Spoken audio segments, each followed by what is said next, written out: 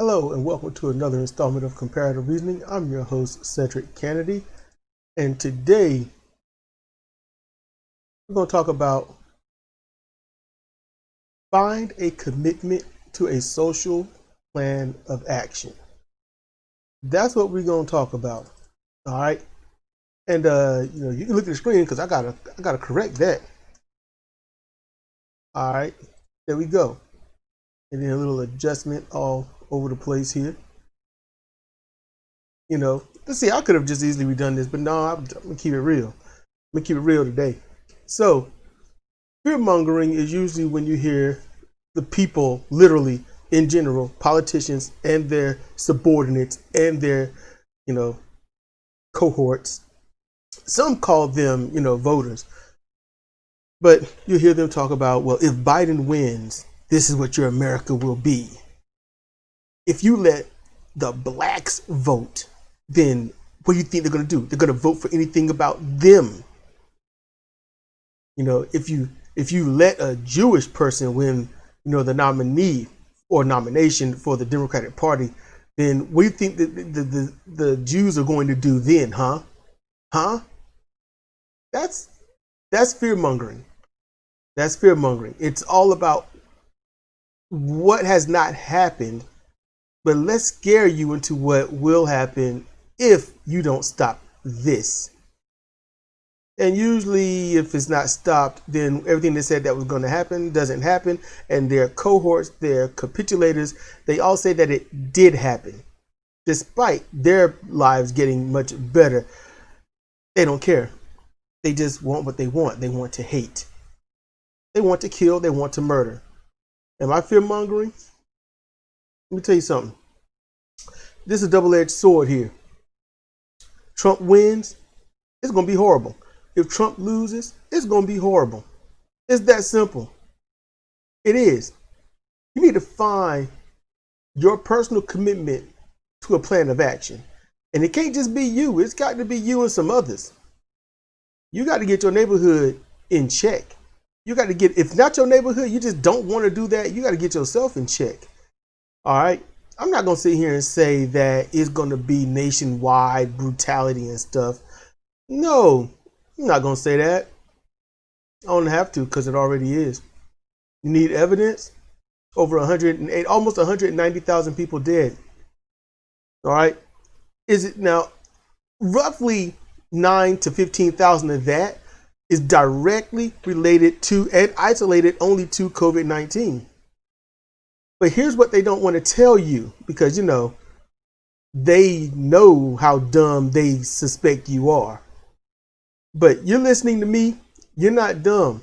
And if you listen to me just to get at me or to find some kind of thing wrong, then you're stupid. You're past dumb. You just stupid. You dumb as all get out. All right? There ain't no hope for you. All right? These people, they made sure that you wouldn't be able to understand what's happening. So COVID-19 gets into your system and it will cause blood clots. You can be asymptomatic per se, meaning you don't show any symptoms. That doesn't mean it's not wreaking some form of havoc, causing blood clots, and that helps attack all the kidneys and other stuff like that. That's why diabetics and people thereof are in mass jeopardy, people with a low immune system. It attacks the vascular system of the body. That can't be denied. That's peer reviewed and everything. That's what it attacks. It damages you almost permanently. And that is why 190 and probably plus 1,000 people have died from COVID-19, which was coronavirus discovered in 2019.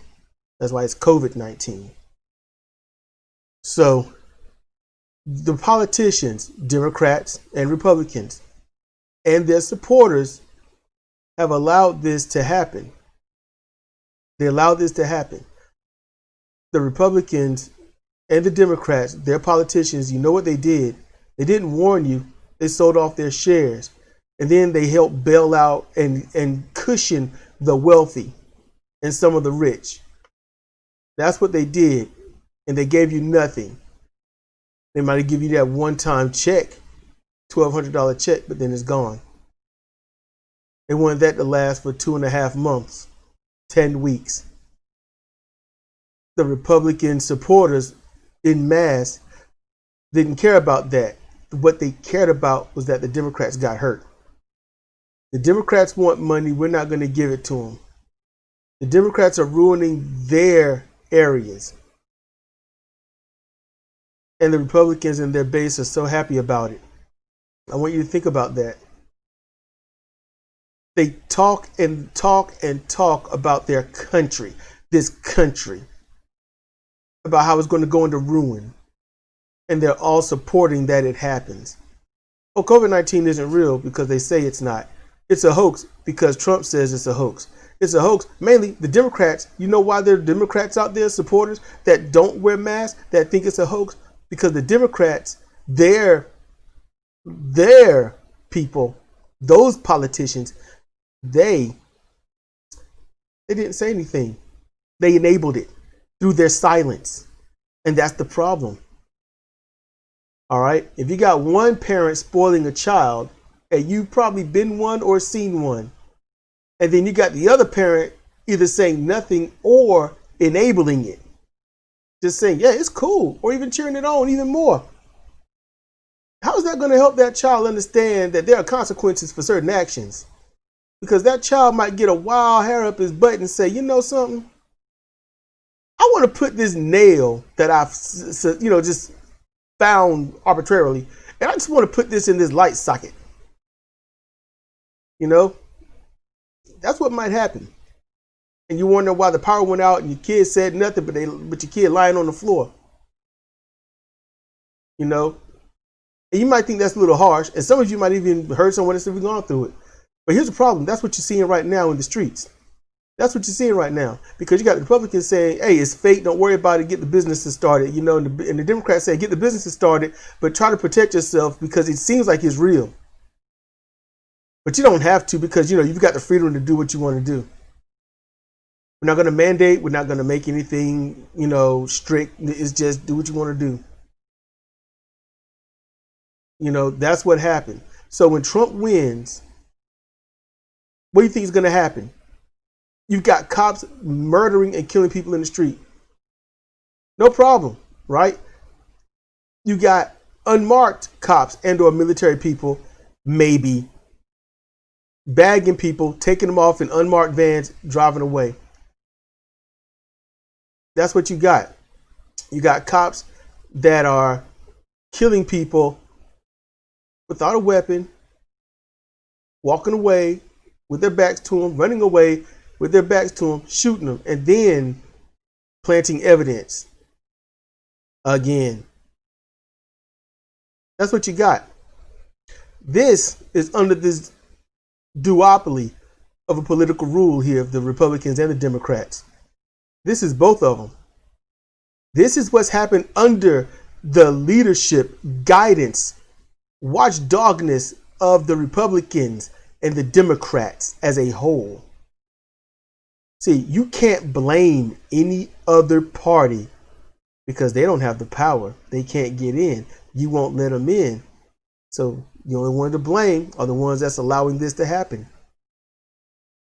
That's really it. So what's going to happen when Trump wins? You think it was enabled before? These people are going to feel invincible. And they're going to think they can do whatever they want in certain areas. They're going to go and knock down some doors.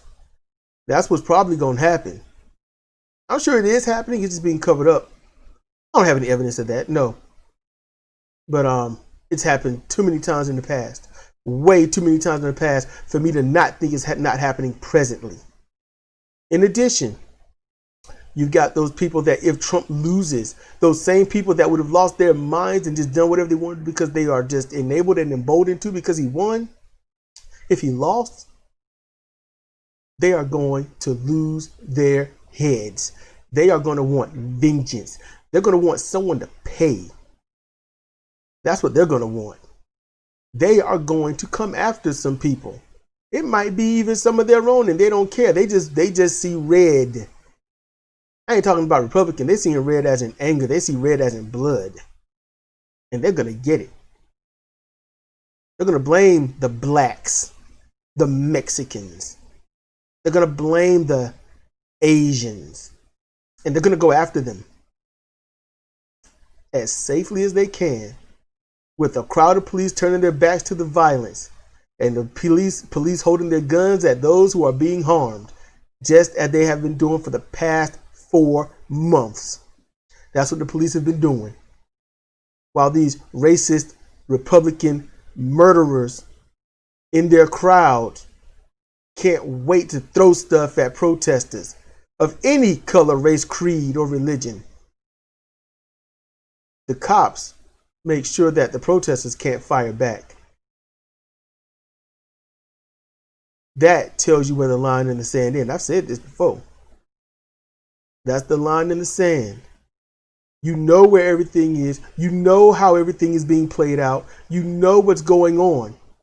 It might not be in your immediate community or vicinity, and that's good. And I hope it stays that way, because I want you to be safe. I want everyone you know that's being decent, at best decent, at least decent. I want them to be safe in their homes, away from this nonsense. That's what I truly want. But I'm going to tell you right now, and this probably get me in some trouble, but if one of these little racist fools want to come to your door and knock it down, I urge you to meet them with extreme violence. Now, a lot of these little wussy ass progressives out here want to say I don't condone violence. Let me tell you something. If one of these little crazy, racist, Trump supporting, murderous minded people somehow break into my home through a window, a door, or something, you really think I'm going to back up and just say nonviolent, nonviolent? The fool that went that far to cave in my area, to break into my sanctuary. He ain't gonna break in and say, "Can I please have some sugar?" No. He's coming to do some harm. And trust before I die, that fool's gonna die 3 or 4 times. I am not about to literally let that person get by. They gonna have to do something. And I hope that you all have that same mentality, because you're gonna need it for those that will go through it. And if you don't go through it, be prepared. Just saying, be prepared at the very least, and hope that you don't, because that's one of my mottos. Yeah, you hope for the best, but you prepare for the worst. That's what you do anyway. That's what you strive to do. That's what I think is best to do. Hope that the storm doesn't come your way. Hope that it don't. But be prepared to handle the gale force winds, the torrential rains, and the lightning that's going to be with it. Because that's definitely what they're going to do. And see, I don't have to fearmonger. I don't have to. Because everything that I'm saying is already happening, has already happened, and it's going to happen again.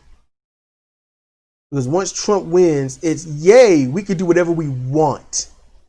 And there's nothing you can do about it. And if he loses, it was rigged. It was a setup. It's a lie. And we're going to get revenge for Trump.